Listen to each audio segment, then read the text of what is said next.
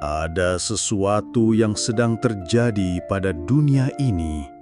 Jika kita jujur menatap ke dalam hati, kita bisa merasakannya, sebuah luka batin yang semakin membesar, sebuah rasa sakit yang tak kasat mata namun nyata dalam setiap tarikan napas manusia modern.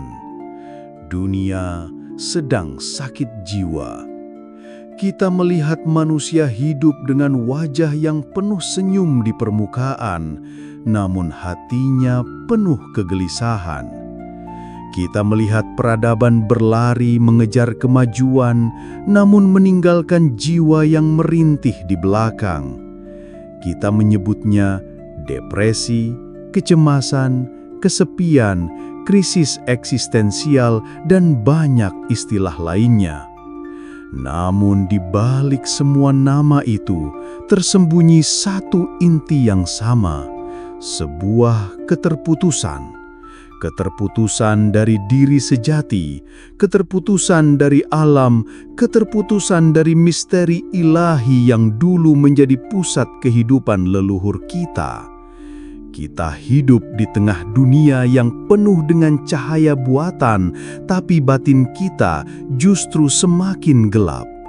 Kita dikelilingi oleh koneksi digital yang instan, tapi kita semakin merasa terasing satu sama lain. Pertanyaan besar pun muncul. Apakah ini harga yang harus dibayar manusia untuk mencapai kemajuan? Ataukah kita sebenarnya telah kehilangan arah dan terjebak dalam ilusi ciptaan kita sendiri?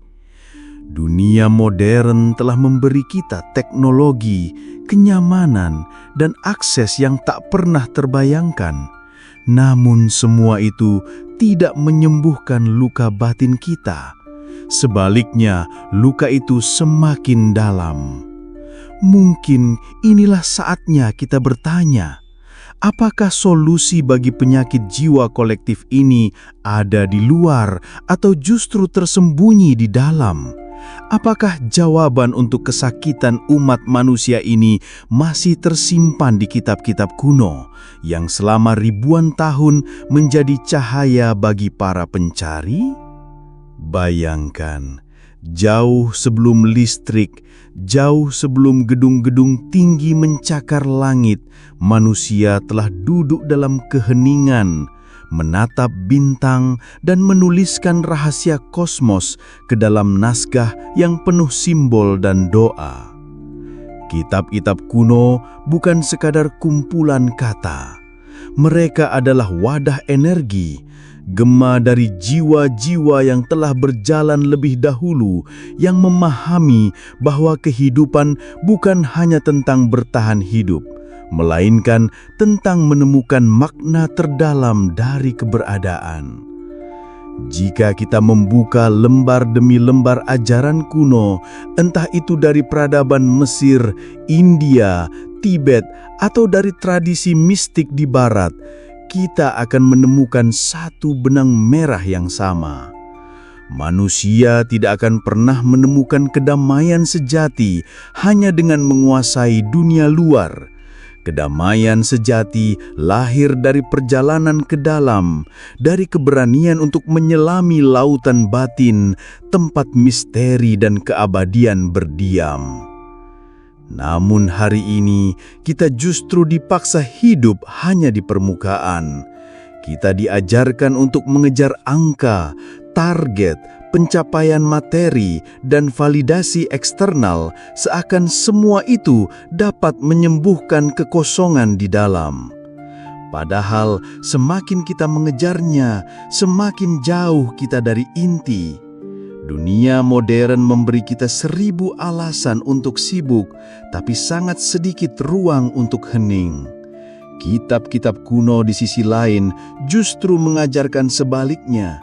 Mereka mengingatkan kita bahwa hening bukanlah kekosongan, melainkan gerbang menuju sumber kehidupan. Mereka menuntun kita untuk kembali mendengar bisikan yang pelan, yang hampir hilang tertelan bising dunia, bisikan jiwa. Mungkin inilah mengapa saat ini banyak orang mulai mencari kembali jejak spiritualitas kuno. Karena di dalamnya terdapat sesuatu yang telah lama hilang, sebuah peta untuk kembali pulang. Pulang bukan dalam arti fisik, melainkan pulang ke dalam diri, pulang ke dalam kedekatan dengan Sang Sumber. Dan ketika kita mulai menyelami pesan-pesan kuno itu, ada satu kesadaran yang muncul dengan sangat jelas. Dunia modern bukanlah musuh, namun ia telah menjadi tuan yang salah. Teknologi dan kemajuan seharusnya menjadi pelayan jiwa, bukan penjara yang membuat kita lupa pada cahaya di dalam. Di titik inilah pertanyaan kita semakin tajam. Apakah benar kitab-kitab kuno menyimpan solusi atas penyakit jiwa kolektif kita? Apakah kata-kata yang ditulis ribuan tahun lalu masih relevan dengan keresahan manusia modern yang hidup di tengah hiruk-pikuk digital? Untuk menjawabnya, kita harus berani membuka diri. Karena kitab-kitab kuno tidak hanya menawarkan pengetahuan, tapi juga transformasi. Mereka bukan bacaan yang pasif, melainkan cermin yang memaksa kita bercermin pada diri sendiri. Karena dari sanalah perjalanan penyembuhan itu dimulai. Saat kita bercermin pada diri sendiri, kita mulai menyadari bahwa penyakit jiwa dunia ini sebenarnya adalah pantulan dari jiwa-jiwa yang terluka di dalam diri kita masing-masing. Dunia tidak pernah benar-benar sakit. Yang sakit adalah kesadaran manusia yang lupa siapa dirinya. Dan kitab-kitab kuno telah lama mengingatkan bahwa lupa diri adalah akar dari segala penderitaan. Dalam ajaran Upanishad di India kuno, manusia digambarkan seperti pengembara yang tersesat, lupa bahwa dirinya berasal dari Sang Cahaya. Selama ia tidak kembali mengingat asalnya, ia akan terus merasakan kekosongan yang tak pernah terisi. Di tradisi Mesir, para pendeta hermetik mengajarkan bahwa manusia adalah mikrokosmos dari alam semesta. Segala yang ada di luar juga ada di dalam.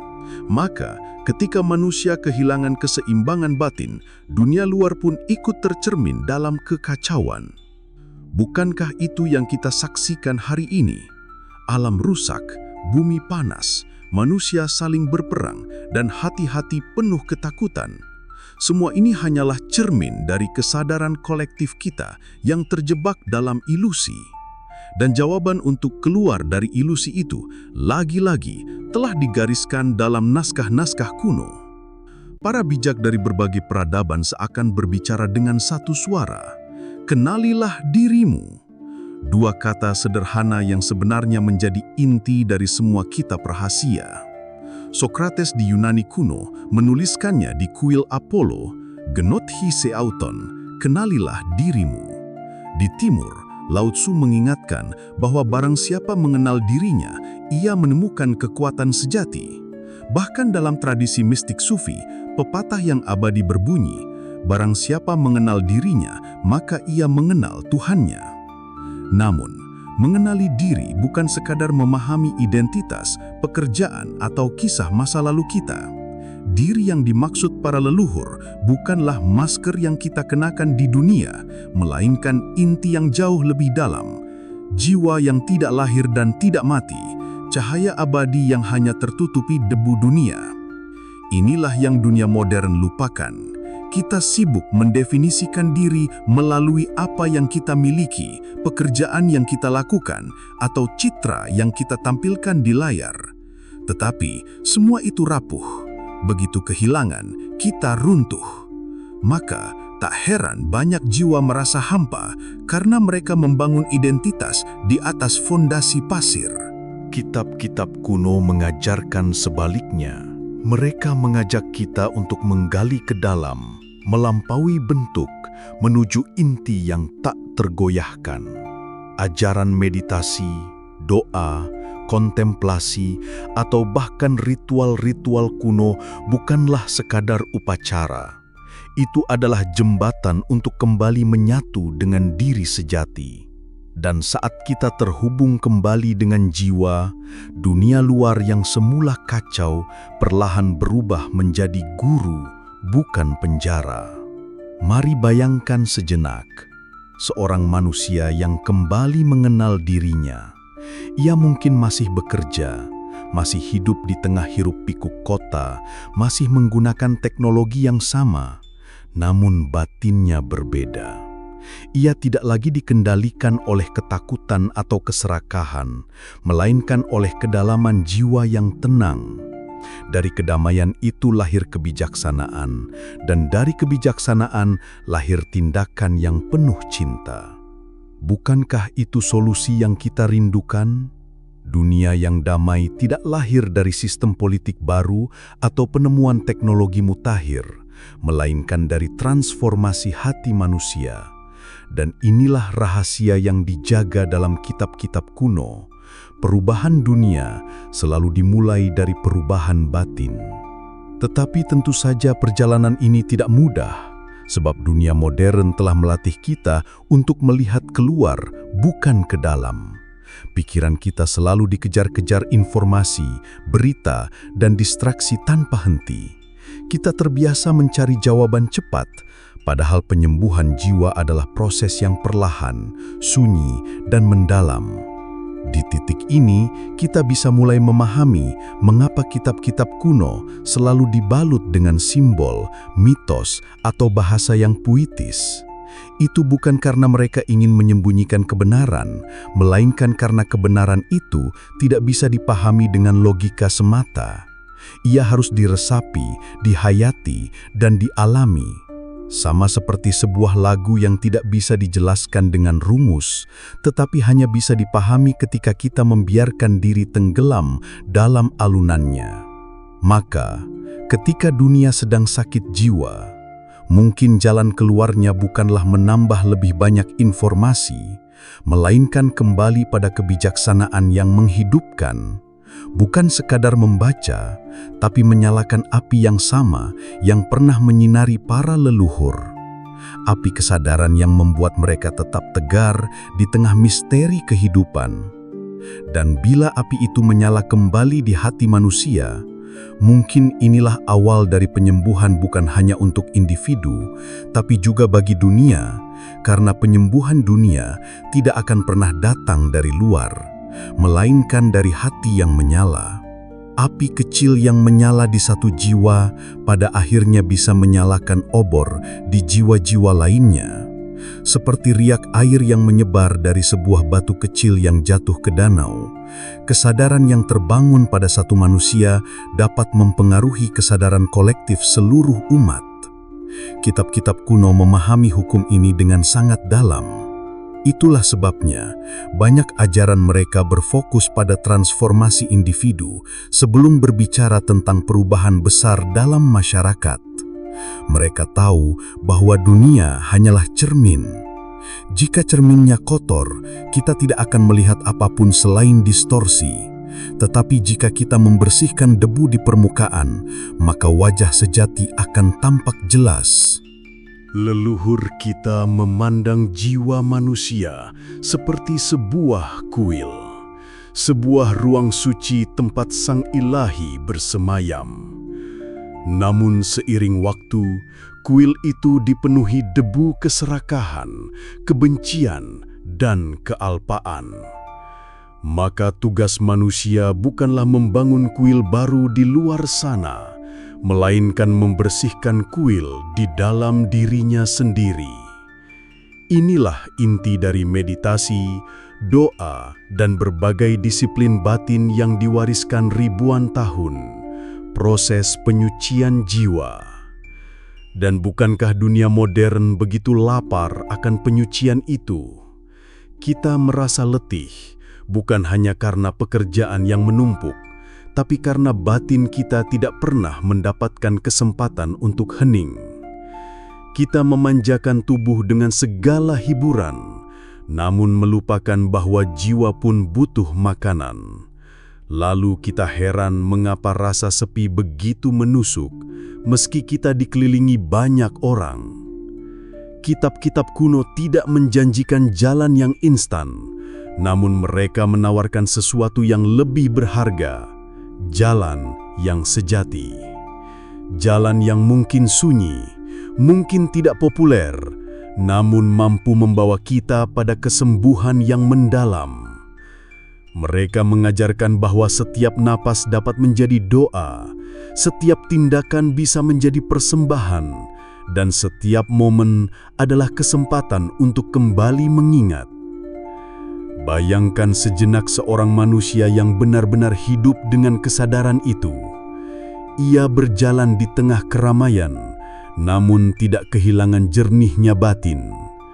Ia bekerja, namun pekerjaannya bukan sekedar untuk mencari nafkah, melainkan sebagai wujud pelayanan bagi kehidupan. Ia mencintai, bukan karena takut kehilangan, melainkan karena hatinya melimpah oleh rasa syukur. Kehadirannya saja sudah menjadi obat bagi lingkungan sekitarnya. Inilah manusia yang digambarkan oleh kitab-kitab kuno, manusia sejati, manusia yang tercerahkan. Ia bukan manusia super, bukan pula makhluk dengan kekuatan ajaib, melainkan manusia biasa yang telah kembali pada kesadaran asalnya. Dan ketika semakin banyak manusia kembali pada kesadaran ini, dunia pun perlahan akan sembuh.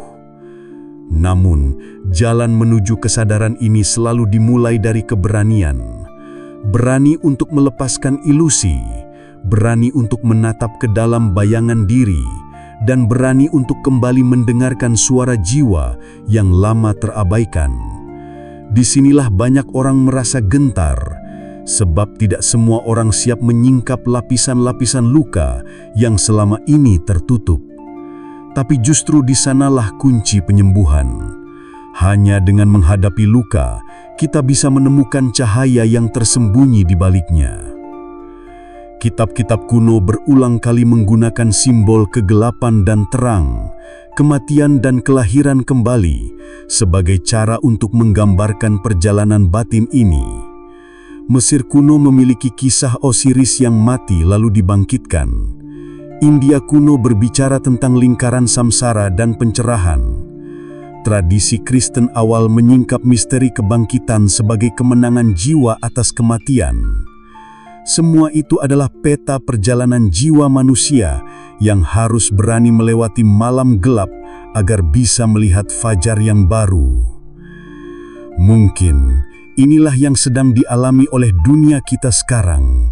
Kita berada di tengah malam gelap kolektif, masa ketika peradaban tampak runtuh, nilai-nilai lama tak lagi memberi makna, dan jiwa-jiwa merasa terasing dari diri sejati.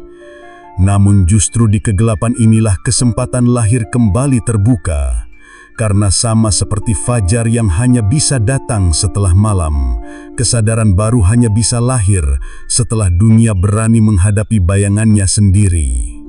Dan ketika cahaya itu mulai terbit, kita akan menyadari sesuatu yang sederhana tapi agung. Penyembuhan bukanlah tentang menemukan sesuatu yang baru, melainkan tentang mengingat kembali apa yang sudah ada di dalam diri kita sejak awal. Karena kebijaksanaan sejati bukanlah sesuatu yang ditambahkan dari luar, melainkan sesuatu yang dibangkitkan dari dalam. Kitab-kitab kuno hanyalah cermin, penunjuk jalan, dan pengingat. Mereka tidak menciptakan kebenaran, sebab kebenaran itu sudah selalu hadir di dalam inti jiwa kita. Dunia sedang sakit jiwa karena manusia lupa akan inti ini. Kita mengira bahwa kita hanyalah tubuh yang fana, pikiran yang gelisah, dan identitas sosial yang rapuh. Kita melupakan bahwa ada sesuatu yang tak dapat disentuh oleh waktu, tak dapat diikat oleh penderitaan, dan tak dapat dilenyapkan oleh kematian. Sesuatu yang oleh para leluhur disebut dengan berbagai nama: Atman, Ke, Ruh, atau cahaya ilahi. Ketika manusia kembali mengingat dirinya sebagai cahaya itu, luka dunia perlahan mulai sembuh. Karena dari kesadaran itu, lahir kasih yang murni, lahir keberanian untuk hidup dalam kebenaran, dan lahir kebijaksanaan untuk menjaga keseimbangan dengan alam semesta. Dunia modern berbicara tentang solusi eksternal, tentang sistem, struktur, dan teknologi. Tetapi kitab-kitab kuno berbicara tentang solusi internal, tentang hati, tentang jiwa, tentang kesadaran. Dan hanya yang internal itulah yang mampu menyalakan transformasi sejati. Jika kita bertanya, apakah solusinya ada di kitab-kitab kuno? Jawabannya bukan sekadar ada. Lebih tepatnya, kitab-kitab itu adalah pintu, dan kunci pintu itu ada di tangan kita.